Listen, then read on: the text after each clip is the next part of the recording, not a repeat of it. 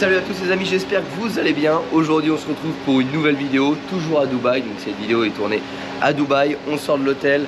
On est à l'avant-dernier jour avant notre départ et j'ai craqué. Donc les amis, c'est parti, je vous emmène chez Dubaï Car Export et je vais aller vous montrer ce qui potentiellement deviendra ma prochaine voiture. Depuis qu'on est là, comme je vous l'ai dit, on est venu pour vivre une aventure automobile, donc voir un petit peu le marché, étudier le marché, ce qui était vrai, ce qui était faux, démêler un petit peu les rumeurs qu'on peut voir sur les réseaux sociaux, sur les forums, sur Facebook, sur Insta, sur tout ça. On entend de tout et de n'importe quoi. Maintenant qu'on a démêlé le vrai du faux, on a vu également qu'il y a des marques de véhicules qui étaient intéressantes, d'autres qui ne l'étaient pas du tout.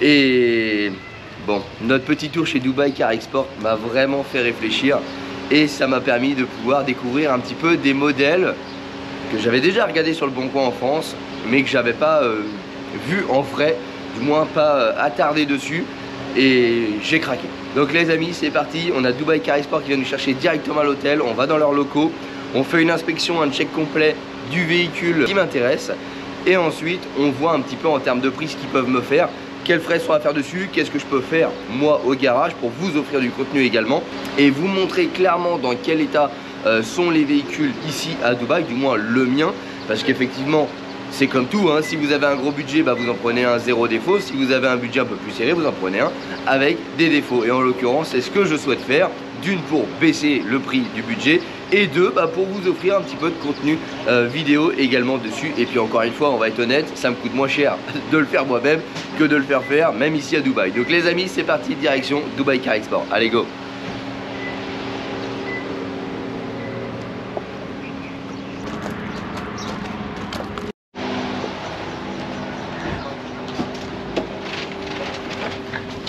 Hop. Ça se termine pour nous le voyage. Ça vous a plu? Ouais, c'était chouette. Ouais.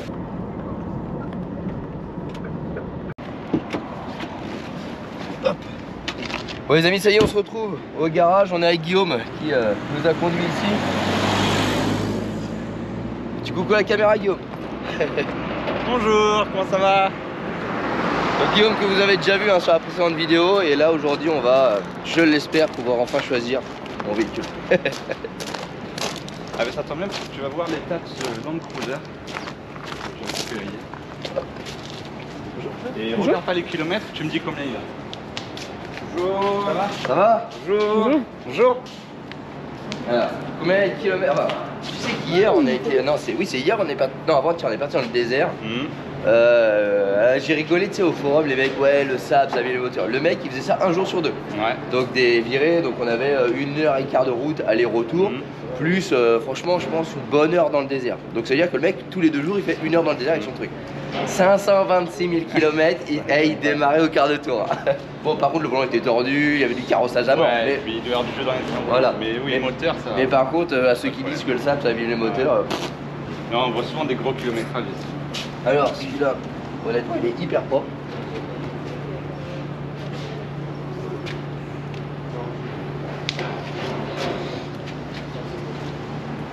Ouais, il est nickel. Ouais. Tu vas être surpris du kilométrage ou... Ouais, donc c'est pas 500 000, hein. Mais franchement, je trouve qu'il est en état neuf. Quoi. Il est un peu plus terne ici, je pense qu'il a été retouché ici. Je sais pas, allez, comme ça, hein. Franchement comme ça, j'aurais dit moins de 100 000 km, mais vu que tu m'as dit ça, je dirais dans les 200 000. Non, il a 97 000. Mais il en aurait eu 50 ou 40 ouais. Même, ça m'aurait pas étonné. L'intérieur, il est neuf, tous les boutons et tout. Il est nickel. Même les sièges et tout est neuf dedans. Ouais, il y a encore les protections plastiques sur les seuils de porte. Non, voilà. Non, franchement, il est nickel. Un pépère. Ça fait un peu de taf, hein. Changer la goutte comme ça. Changer les plaquettes, changer les disques, vidange de pont, vidange de boîte. Fait les amortisseurs aussi sur celui-là, Lydie? Ouais, les deux arrière et les deux avant, les bras, les lames. C'est un peu la maladie, les bras, je suppose, ici avec les caoutchoucs qui chauffent. Ouais, et puis comme c'est des véhicules qui sont lourds, ça fait travailler forcément plus. Avec la chaleur, ça bouffe un peu quoi. Ouais. C'est facile le pareil pour les Américaines ici. C'est pas rouillé. Ouais, c'est ça. C'est propre. Bon, alors là, vous me demandez encore ce que j'ai choisi. Bon, pour l'instant, j'ai rien choisi, on vient voir. On vient vérifier. Mais il se peut que mon choix soit pas loin du définitif. Il y a une idée en tête déjà. Une très grosse idée en tête.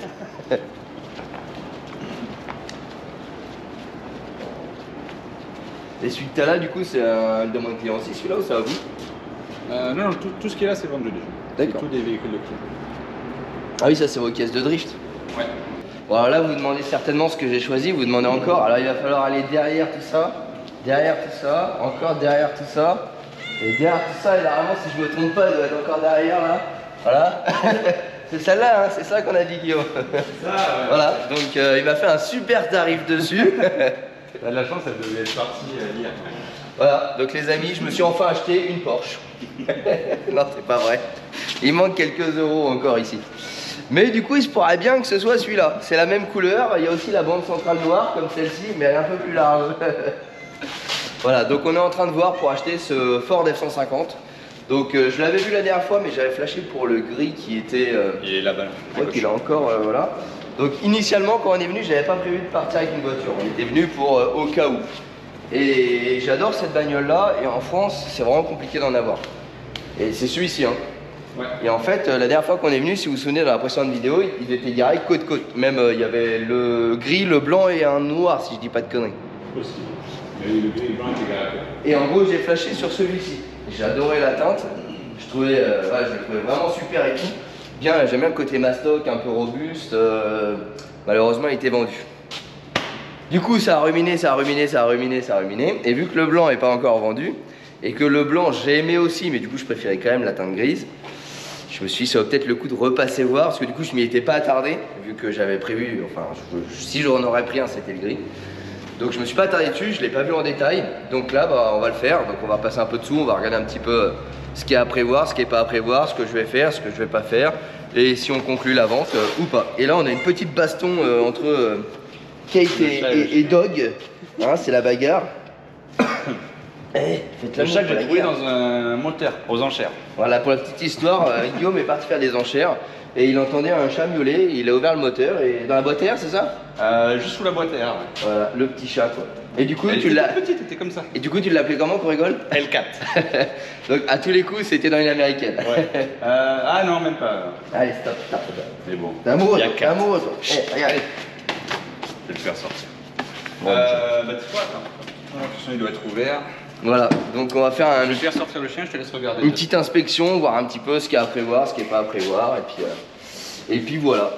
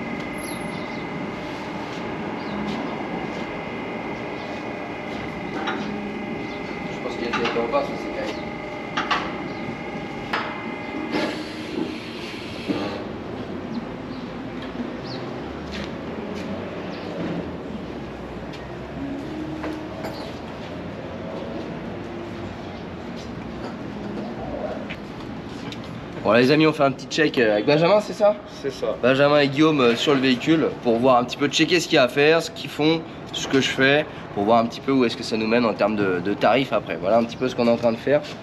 Donc là, Benjamin il a l'habitude, hein, il en fait, pour pas dire tous les jours, des F-150. Donc là pour le coup je le laisse faire et La Et- technique, c'est vraiment Benjamin. Voilà, il il- est très bon dans ce qu'il fait. Et... Moi je sais regarder, mais lui il va savoir les points faibles. Là les disques ils sont bons, il n'y a pas besoin de les faire. Tu dirais que oui toi? La cote m'a l'air pas mal. Voilà, comme tu Si tu peux les noter comme ça, après on fait le, tu sais, pour avoir les pièces. En fait, le gros problème, les amis, en France, c'est que pour avoir les pièces, c'est acheter les pièces en Amérique, donc sur eBay. Donc vous avez 190 € de frais de livraison et derrière vous avez la douane. Donc en fait, des fois, une pièce, genre un disque de frein à 45 balles, bah, en fait, va vous coûter 300 balles. Donc c'est pour ça qu'en fait, on est en train de voir faire le check-up pour que je puisse acheter les pièces ici, vu qu'il n'y a pas de douane, il n'y a pas tout ça, et potentiellement les ramener en France avec la voiture et faire la mécanique au garage. C'est un petit peu l'idée de ce qu'on est en train de faire. Ah, tu vas voir sur F-150 tout le temps. Les bras supérieurs ils sont morts. Là, t'as les caoutchoucs, tu vas avoir du jeu là-dedans, tu vois, ça bouge. Ici c'est pareil. Ça les grosses rotules intérieures de bras avant. Voilà. Celle-ci, tu vois, on n'a pas de jeu. Ouais, ça va. Celle-ci elle est bonne. Ouais, là-haut, on voit bien. Tu vois, celle-ci on range là. Celle-ci a changé. Après les bras, alors en général, tout ça tu le vois après démontage parce qu'ici, quand ils sont dans le berceau, c'est pas évident à voir, mais en général, tu arrives à les voir ici s'ils sont craqués. Tu vois, effectivement, celui-là. Ouais, je les ai craqués, j'ai vu ça. Celui-là, tu arrives à le voir. Alors là, le problème qui se passe, c'est que là, tu vas le voir craquer. Le problème, c'est que continuer à rouler, il va finir par s'arracher complètement.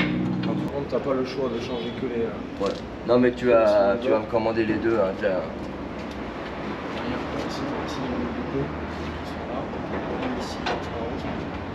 Donc là, les katas dessus, par contre, ici, ils aiment bien les vider. Ils sont vides. ok. Et les joints de sortie, c'est pareil. Celui-là, il est bon. Pour l'instant, on est ok. Donc là, au niveau de l'échappement, en fait, tu viendrais modifier avec de d'où à où. Ça, Alors, ici, on mettra une tube Nous, ce propre. qu'on fait ici, si on monte un bord là, on vient couper ici. Ouais. On le manchonne avec un collet qu'on va mettre ici. Donc du coup, tu gardes cet espace-là pour passer sur de l'origine et tu viens Je refaire un système Voilà, ici. et l'origine c'est pareil, je le coupe ici, c'est pareil, comme ça on vient le manchonner dans celui-ci, comme ça ici on a juste un collier en démontable, ça on va venir le sortir, et ici à ce niveau-là on va venir souder donc la double platine, ce qui fait qu'ici on rajoute juste un tube avec le bord là qui est là et ça vient en démontable. Ok. Tout simplement. Voilà, là à l'arrière les bonnes stop. Ok. Good. Voilà, et puis des vidanges de boîte après. Ok, donc là sur l'aspect méca, on est d'accord, du coup vous occupez de la partie fuite ici, donc boîte moteur, Ça, les katas, les katas, donc tout ce qui va être en relation avec l'homologation du coup, et les mâchoires. les mâchoires du coup, ouais. C'est juste une question d'homologation, je préfère Ouais. que vous avez l'habitude, je préfère que ça passe du premier coup l'homologation, qu'on Ouais, sait jamais. c'est mieux qu'on le fasse Tu vois, directement. je suis pas parfait, demain je me plante sur le réglage, un machin, toi t'en fais tous les jours, au moins ça passe, on se pose pas de questions, quoi. C'est mieux comme ça. Et du coup après on fait la checklist des pièces, tout ce que tu as l'habitude de changer, tu me fais un devis sur le total des pièces et je te les achète pour éviter la douane et tout le bordel en France. Ok pour ça, ça roule. Si je peux me faire un petit raccord ou un petit truc. En plus les poignées sont jaunes. Du rapporteur à gauche.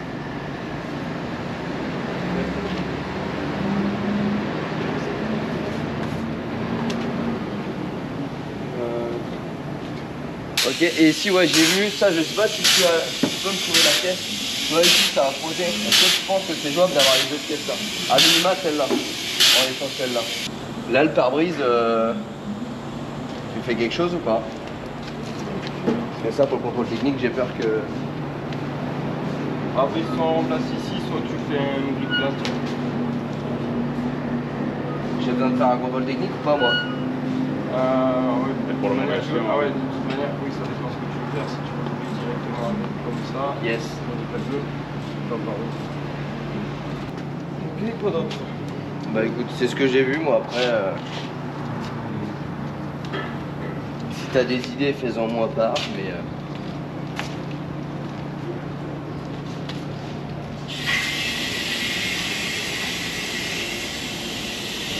Ça fait pas oui, ça fait à mon avis sur les 150. Ça coûte cher à remplacer? J'en ai en stock là, je les prends en stock parce qu'aux États-Unis c'est toujours pareil. Et là j'en ai pris 4 ou 5 en stock parce que c'est dur à trouver. Donc avant on arrivait en peu d'occasion, en bon état, maintenant on a pu bouffer les stocks et c'est trop vieux. Et une déparée c'est comme 250 € là, en 2 pièces, mais c'est pas de mieux. Combien tu me rajoutes ça? Si tu me le fais? C'est des déparées. contre, il y a de la rouille là, sur la bête, j'avais pas vu. Les places prévues après la visibilité. Mais si on peut pas, si on enlève le pare-brise, on va refaire le truc. Ça, donc pavillon, je vais mettre. Bon ouais les amis, hein, ça y est, c'est officiel. Voilà. Je passe le petit règlement et du coup d'ici combien de temps il arrivera en France? Parce que là t'as quand même quelques petites choses à faire. Ouais, alors hors la période on va le garder donc, pour faire la révision, après tu as 35 jours de bateau à peu près pour que ça arrive en France. Et puis après le délai de homologation c'est 1 mois et demi, 2 mois en général. Bah là de toute façon tu me le mets en plaque pour pouvoir rouler. Tu pourras rouler tout de suite avec. Est-ce que tu pourras me mettre en contact avec votre gars en France pour que je puisse filmer l'arrivée de la voiture, Oui, etc. bien sûr, ouais. Ça je pense que ça pourrait être intéressant aussi pour la communauté. Et nous, de toute façon, tous les containers, au moment où ils sont déchargés, ils nous envoient des vidéos. D'accord. Mais si tu veux être en même temps... Bah ouais, ça pourrait être cool de pouvoir faire un truc complet avec les gars. Il n'y a pas de problème. Et aussi pouvoir rencontrer du coup votre équipe en France qui gère ça et partager tout ça aux gens. Et du coup là tu vas le garder combien de temps à peu près pour faire ce qu'on a décidé de faire? La moyenne de réparation ici on est sur 2 semaines avec le volume qu'il y a à faire. En gros c'est ça, à peu près ça. La durée moyenne parce qu'après de toute manière on a un conteneur quasiment les 1 semaine et demie. D'accord. Donc si on est short dans les temps, ben, ça repousse un peu, il part avec le conteneur d'après. D'accord, donc là on peut dire à peu près dans 15 jours il part, plus 35 jours de voyage. À peu près. Et après du coup je prendrai le relais avec votre équipe en France. Grosso modo c'est ça. Super. Et ben, est-ce que tu peux nous le sortir comme ça, on va faire un petit tour détaillé de ce qu'on a décidé un petit peu avec Benjamin et puis ça on va vous montrer un petit peu ce qu'on a vu, ce qu'on n'a pas vu, ce qu'on va faire refaire, ce qu'on va pas faire refaire. Il y a des choses que je ne... Alors malheureusement c'est des voitures qu'on ne trouve pas en France. Donc le problème c'est que c'est hyper compliqué d'avoir les pièces, de commander les pièces, ça coûte une blinde en livraison. Et qui plus est, derrière on se tape des frais de douane. Donc en fait il y a des trucs où je leur fais faire, pas parce que je sais pas faire, mais parce que j'aurais pas les pièces en France. Donc je préfère que ce soit fait et ne pas galérer à me dire merde faut que je le fasse mais je peux pas le faire. Voilà, donc je vais vous expliquer un petit peu tout ça dès que la voiture va être sortie du pont. Donc là vous l'entendez en fait au niveau de l'échappement, les catalyseurs ont été vidés et un silencieux a été retiré. Donc Benjamin nous disait que c'est courant ici, hein, ils le font. Donc on va repasser sur du catalyseur d'origine pour pas être emmerdé au niveau de l'homologation en France. Et par contre on va mettre un petit échappement à valve qu'ils adaptent ici pour conserver en fait la ligne d'origine si on souhaite faire un retour en arrière. L'abîme pas Guillaume, il est vendu. Alors même couleur que la R8 hein, mais pas le même gabarit. On fait un peu plus de place dans le garage. Bah, c'est bon, il y a 8 mètres de haut dans le garage, ça passe. Donc les amis, un petit tour en termes de carrosserie. Alors du coup on va faire un petit débossage sans peinture parce qu'il y a un petit poc ici, vous n'allez pas le voir, on le voit uniquement avec les reflets. Au niveau de la portière, ici on a un petit enfoncement, je sais même pas si on peut parler d'enfoncement, mais on a un petit quelque chose ici, ça a frotté. Là ce que vous voyez de noir ici c'est uniquement la peinture certainement de la chose qui a frotté. Donc un coup de polish et il restera juste ce petit défaut là. Bon voilà on peut pas tout refaire non plus hein. Il a 100 000 km bientôt. Au niveau de l'arrière, bah il n'y a rien de spécifique hein. La benne elle est un petit peu sale mais ça reste un tout terrain. On a l'attache remorque qui va arriver. De ce côté là on a en fait la portière ici qui est abîmée. Donc quand il va nous reprendre la peinture de la portière complète parce que c'est vrai que ça va me chagriner un peu moi qui est maniaque là-dessus. Donc du coup peinture complète de la portière. Ici on avait oui, au niveau du pare-brise en fait on a un impact qui malheureusement a fissuré. Donc là bah, pour l'homologation en France et surtout pour le contrôle technique on est obligé de changer le pare-brise. En fait on a de l'autre côté, vous allez voir, hop, on a eu quelques impacts de cailloux qui ont entraîné un début de corrosion sur la baie de pare-brise là-haut. Donc du coup vu qu'il change le pare-brise il me refait ça. Donc là vous voyez ici, alors c'est pas perforant du tout hein, c'est juste de la rouille de contact. Mais le problème c'est qu'une fois que c'est plus protégé, bah, la rouille c'est le cancer hein, donc ça va tranquillement s'étendre jusqu'à percer et après on part dans des grands chantiers de mécanique. Donc étant donné qu'il y a un remplacement de pare-brise on reprend également le haut de la baie pour qu'il soit nickel. Tout l'aspect mécanique moteur etc c'est moi qui m'en charge. La seule chose qui reste à faire ici c'est une fuite entre le moteur et la boîte de vitesse. Donc certainement un joint de convertisseur de couple ou de sortie de vilebrequin. Ils le font en interne, bah, une question de garantie je suppose Guillaume hein, vu que vous garantissez moteur boîte. On n'envoie pas des véhicules avec des fuites moteurs. Voilà. Par principe, mais même voilà. si je l'aurais fait, je pense que c'est une question aussi de Ouais, garantie. voilà. Au moins, on est sûr que tout est clean. C'est vrai qu'à Dubaï, comme il fait très chaud, les joints ils ont tendance à vieillir un peu plus vite. Donc c'est fréquent qu'on ait des petites fuites de ce genre sur les moteurs. Mais voilà, on le fait, au moins ça part, tout est clean, on a pas de problème. Donc ça, il s'occupe de cette partie-là. Pour l'aspect train roulant, donc en fait c'est des véhicules de 3 tonnes, en plus il fait chaud, donc les chiens de bloc, etc. ça cuit un petit peu. Généralement, tu nous expliquais, dans 90% des cas c'est à faire et vous le faites. Ouais. Moi je le fais à la maison, pourquoi? Parce que du coup j'ai le véhicule un petit peu moins cher. J'aime bien faire la mécanique, ça me permet de vous partager aussi du contenu. Donc ça je vais le faire. Le seul hic c'est qu'en France on ne trouve pas les pièces. Donc c'est ce que je vous disais tout à l'heure. Donc du coup là on va voir pour chiffrer un petit peu le détail des pièces, que je lui paye les pièces, qu'ils me les mettent dans la voiture hors main d'œuvre et que je puisse le faire à la maison tranquillement. Donc on aura bien évidemment, c'est pas urgent, le véhicule peut rouler comme ça, mais du coup il y a une usure, donc ce sera à faire. On a les trains roulants à avoir à prendre et les 2 roulements arrière à faire. Donc ça c'est pas une question de mauvais traitement du véhicule, c'est une question que tout simplement le véhicule est très lourd, donc proportionnellement ça s'use. Voilà un petit peu pour ça. On a un petit peu de... Alors encore une fois là il n'y a rien, mais on a du rythme moteur Calorsta, c'est Benjamin qui a l'habitude d'en faire et qui dit que c'est très clairement une faiblesse sur ce véhicule là. Donc je préfère avoir la pièce et le faire en préventif, ou si ça pète l'avoir dans le coffre, que le jour où ça pète, parce que c'est toujours comme ça. Tu commences à regarder sur internet, tu as 1 mois de livraison, 190 balles de livraison et 80 balles de douane, tu as gagné ta journée. Donc je préfère avoir les pièces, donc voilà un petit peu comment ça va se passer. Et puis pour l'intérieur, alors on a un endroit où il y a eu un frottement. On va essayer de trouver de la pièce d'occasion ici. Voilà, ici en fait on a la pièce qui a mis, alors certainement quelque chose qui a frotté dessus. Donc ça Benjamin va regarder s'il en a pas en stock pour changer cette pièce là. Et le reste, un gros nettoyage et il sera pas mal du tout quoi. Des fois ils mettent des poches qui reviennent ici, qui vibrent. Et du coup ça fait ce genre de frottement. C'est ça. Voilà les amis, alors on passe du V8 de l'R8 au V8 américain, mais c'est toujours un V8. Et on va ramener ce gros bébé en France directement dans le garage. C'est quand même beaucoup plus familial que la R8 derrière. Hein. Ouais, ça va être plus pratique pour les gamins. Alors pourquoi j'ai pris un 4 portes? Parce qu'en fait, il est allongé au niveau de la cabine et on a plus de place. Et vous savez, j'ai 2 gamins, mais j'ai aussi 2 gros chiens. Donc ça va permettre de pouvoir mettre les chiens et les gamins. Et quand les gamins sont pas sages, il y a la benne. Non mais voilà, ça fait un petit moment que je voulais un petit pick-up comme ça. En France, c'est vraiment compliqué en termes de tarifs et d'homologation, et celui-ci l'avantage c'est qu'il est flex-fuel également, donc ça veut dire que je ne paye pas de carte grise. Donc mine de rien il est 2013, c'est ça? Ouais. Donc 2013, je pense que tu dois être dans les 40 chevaux fiscaux.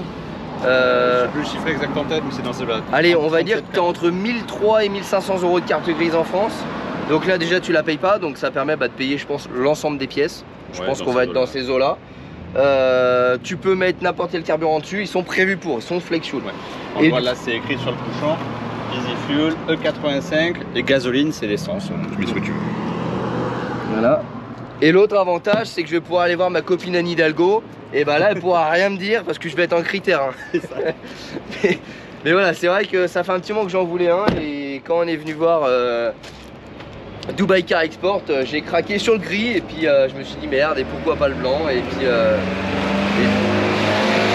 puis merde, je l'ai acheté quoi. Ouais, mais et plus je le regarde, plus il me plaît au final.